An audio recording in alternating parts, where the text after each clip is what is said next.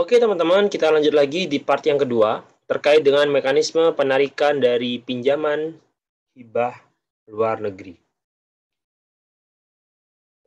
Ada 5 teman-teman. Ada yang pertama adalah transfer ke rekening kas umum negara atau RKUN. Kemudian ada pembiayaan pendahuluan LC, rekening khusus maupun pembayaran langsung teman-teman. Nah ini merupakan metode penerbitan teman-teman. Ada 2, ada di pasar perdana maupun di pasar sekunder. Kalau di pasar perdana kita ada 2 macam, ada lelang dan non lelang. Seperti biasa kalau lelang seperti biasa ditawarkan dengan menggunakan bid tertinggilah yang didapatkan. Kemudian kalau non lelang seperti biasa ada private placement maupun dengan book building. Kemudian kalau pasar sekunder itu buyback dan debt switch teman-teman. Kemudian ini merupakan proses bisnis dari transaksi secara umum terkait dengan surat utang negara secara langsung.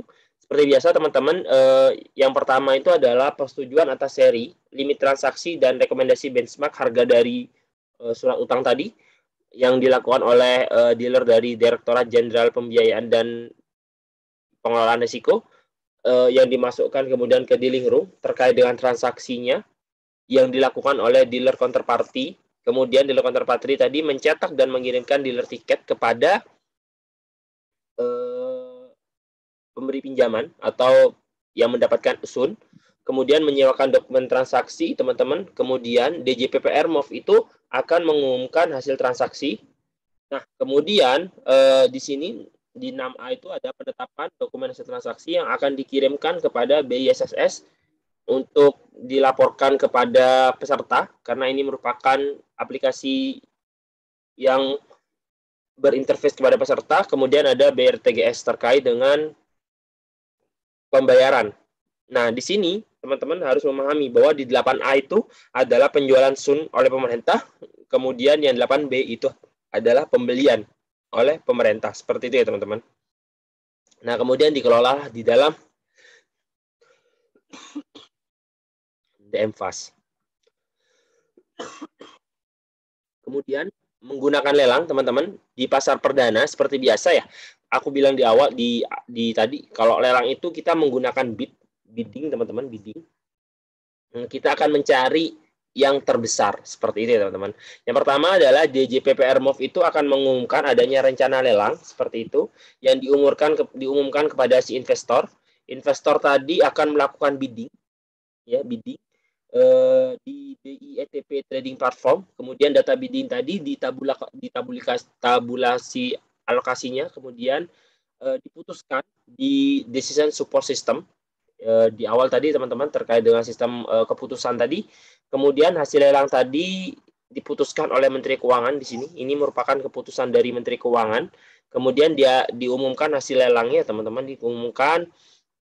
Nah, kemudian setelah diumumkan, kemudian dimasukkan ke dealer B untuk diberitahukan kepada si investor. Seperti itu, teman-teman. Nah, kemudian si investor tadi akan membayar di sini, teman-teman. Yang akan dimasukkan ke BIRTGS dan BISSS yang kemudian dikelola oleh DMFAS. Seperti itu, teman-teman. Nah, kemudian menggunakan private placement, berarti kalau private placement itu ditawarkan langsung kepada beberapa pihak, seperti itu teman-teman. Yang pertama seperti biasa ya, ada penawaran pembelian SBN, kemudian pihak tadi itu bisa ditolak maupun bisa dilanjutkan teman-teman. Ya tadi pihak tadi itu menawarkan, aku mau beli SBN, oh ternyata sama DJPPR, oke, dia ditolak, ya udah ada surat penolakan di sini teman-teman. Maupun menggunakan pemberitahuan lisan secara lisan ataupun tertulis. Nah, kemudian kalau sudah diterima, akan dilakukan namanya pembahasan, teman-teman. Oh, ternyata di pembahasan tadi, ternyata juga ditolak, maka akan dikirimkan kepada pihak tadi, teman-teman.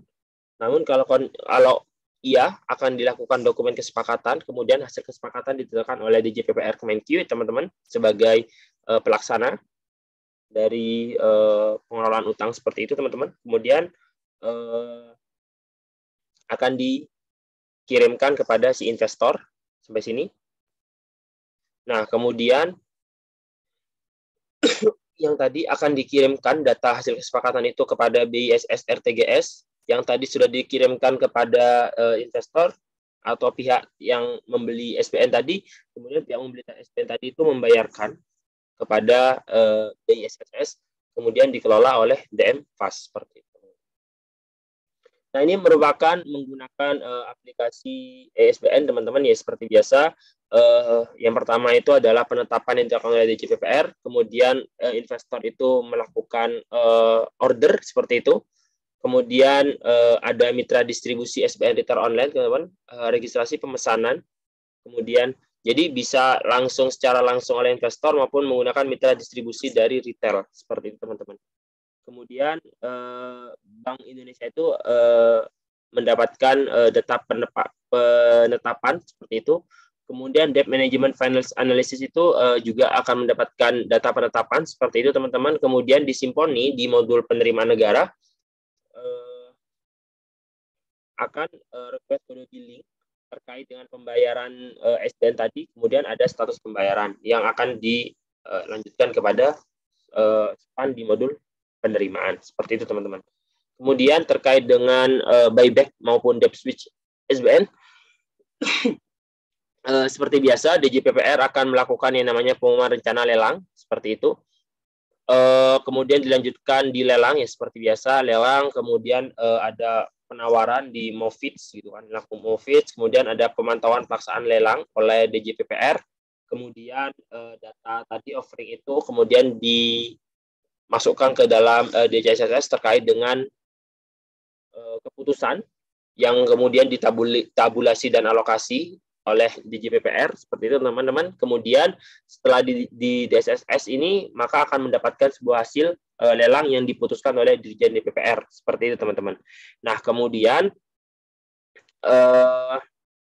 Movit tadi akan memberikan pemberitahuan kepada si peserta lelang bahwa kalian udah menang, seperti itu, teman-teman. Kemudian peserta lelang akan membayarkan uangnya kepada RTGBS dan akan dikelola lagi di DM Fast terkait dengan pengelolaan utang. Itu, teman-teman. Nah, ini merupakan proses bisnis penerbitan atau penarikan pinjaman hibah, teman-teman. Yang pertama itu terkait dengan registrasi nomor pinjaman atau hibah. Kemudian perekaman dan penarikan, ya, teman-teman. Ini terkait penarikan, ya. Yang pertama adalah registrasi dulu, teman-teman. Nomor registrasi pinjaman tadi itu berapa, seperti itu. Nah, kemudian ada perekaman atau penarikan. Ada data penarikan sama amortizable update. Nah, ini ada di DM Fast Interface, ya, teman-teman. Ada di modul administrasi. Modul administrasi itu terkait dengan registrasi nomor. Kemudian modul mobilize itu terkait dengan perekaman penarikan atau withdraw, ya. Kemudian diterbitkanlah yang namanya SP4H atau surat untuk penarikan dana hibah. Kemudian SP4H itu disampaikan kepada si KPPN khusus dari penerimaan hibah, pinjaman hibah. Itu, teman-teman. Kemudian dilaporkan di modul GL di SPAN, seperti itu. Kemudian modul report itu ada di DM Fast, seperti itu, teman-teman. Nah, ini merupakan tanggalnya, ya. Ada tanggal valuta penarikan, tanggal kurs valuta, tanggal penerimaan dokumen, mata uang, efektif, dan sampai ke nomor form dari DM Fast sendiri, teman-teman. Ini merupakan proses bisnis pembayaran. Kalau tadi ini adalah proses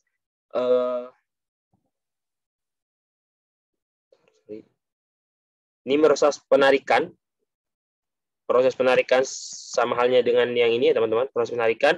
Kemudian ini merupakan proses pembayaran utang tadi, teman-teman.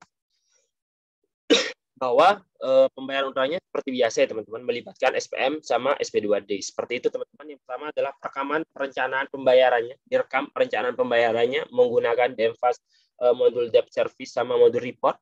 Kemudian dicetak dokumen pembayarannya, surat pernyataan ringkasan penggunaan data, dan lampiran SPM, teman-teman. Nah, ini yang dibuat oleh Saskom, ya, teman-teman. Kemudian perekaman data pada SPAN, direkam di data di SPAN, gitu kan. ADK Saspomnya direkam di SPAN, kemudian diproses SP2D-nya, kemudian setelah selesai akan dilaporkan di sini. Bahwa ketika SP2D berarti sudah dibayar. Nah, di sini bahwa ketika perekaman sampai ke perekaman rencana pembayaran sampai ke perekaman data pada SPAN terkait dengan SPM tadi teman-teman, SPP SPM itu dilakukan oleh DJPPR back office seperti itu ya teman-teman. Kemudian akan dibayarkan oleh KPPN khusus dari pinjaman dari hibah. Ini merupakan fitur-fitur yang ada di dalam DMFAS teman-teman. Yang pertama, instrumen ID, dokumen sumbernya LOAN atau Grant Agreement, keterangannya LOAN ID. Teman-teman bisa baca sendiri sampai di efektif teman-teman. Ada LOAN dan Grant Agreement, tanggal pengefektifan dari pinjaman. Oke, kita lanjut lagi. Nah, ini merupakan format laporan dari DMFAS teman-teman. Ada 3 ya teman-teman. Ada Standard Reporting Report, berisi berbagai jenis laporan operasional dan manajemen mulai dari rekapitulasi pembayaran, denda, total penarikan, jatuh tempo utang, lain-lain yang format isinya telah diatur atau sudah by default oleh aplikasi. Nah, kemudian ada user defined reporting, berisi berbagai jenis laporan yang isinya ditentukan oleh pengguna baik dengan atau tanpa parameter sesuai dengan kebutuhan laporan yang ingin dihasilkan. Kemudian World Bank Report, berisi format laporan disesuaikan dengan format yang telah ditentukan oleh World Bank dan dikhususkan untuk pinjaman hibah dari World Bank. Jadi khusus untuk World Bank ya teman-teman. Ini merupakan contoh standar report seperti ini teman-teman. Jadi ada identification, ada debtor information, ada creditor information, dan general characteristic. Kemudian ini adalah user defined laporan outstanding utang teman-teman. Kalau kita melihat seperti itu. Dan sudah selesai. Oke teman-teman, terima kasih banyak atas waktu yang diberikan. Semoga bermanfaat. Aku akhiri. Wassalamualaikum warahmatullahi wabarakatuh.